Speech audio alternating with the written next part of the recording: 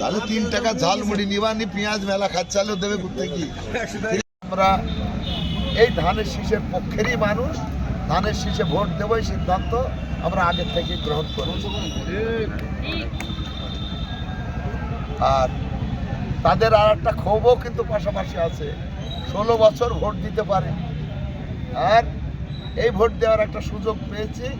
অতএব যারা আন্দোলন সংগ্রামের মাধ্যমে আমাদেরকে বলছে যে দেশনেত্রী বেগম খালেদা জিয়া, তারেক রহমান এবং আপনারা আন্দোলন করে আমাদেরকে এই দিনের ভোট দিনে দেওয়ার, শান্তি শৃঙ্খলার সাথে ভোট দেওয়ার সুযোগটা করে দিতে সক্ষম হয়েছেন। অতএব আমাদের ভোটগুলো আমরা ধানের শীষে দিতে চাই।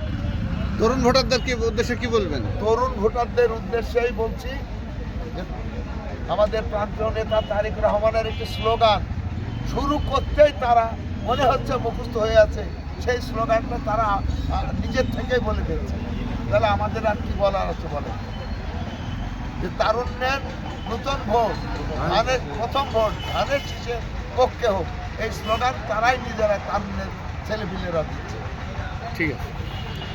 মানুষ 17 বছর ভোট দিতে পারেনি, তারা মনে করছে আগামী ফেব্রুয়ারিতে যে নির্বাচন হবে এই নির্বাচনটা সুস্থ এবং নিরপেক্ষ নির্বাচন হবে এবং তারা এই নিরপেক্ষ নির্বাচনে ধানের শীষের পক্ষে রায় দেবে, এরকম আমাদের কাছে মনে হচ্ছে।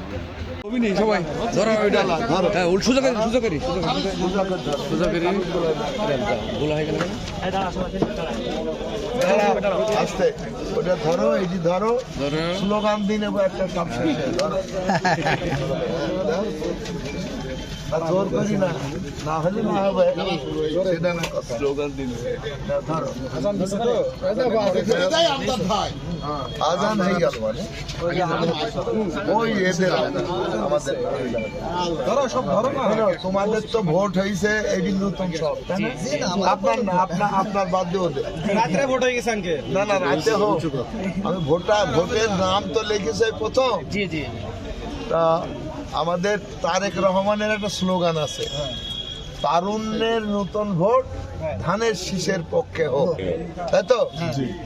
তো কি স্লোগানটা দেওয়া যাবে? ইনশাআল্লাহ একটু, তারুণ্যের নতুন ভোট ধানের শীষের পক্ষে হোক। আলহামদুলিল্লাহ। পিছিয়ে না, অ্যাডভান্স হলে তো হবে না, পিছাতে হবে তো। ঠিক আছে, না না না আমরা ঠিক আছে আসুন।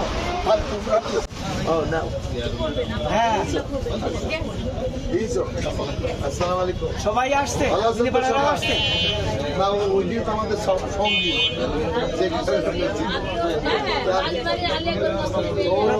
পরে আসার কথা ছিল, এখন তো বাড়িতে গেলে ধানের শীষে ভোটটা চাই সেই গেলাম, ধানের শীষে ভোটটা। আচ্ছা, ওকে রাহিনকে ফোন করে বলো। আসসালামু আলাইকুম। ওইটা ওইটি আচ্ছা ঠিক আছে। ওখানে যা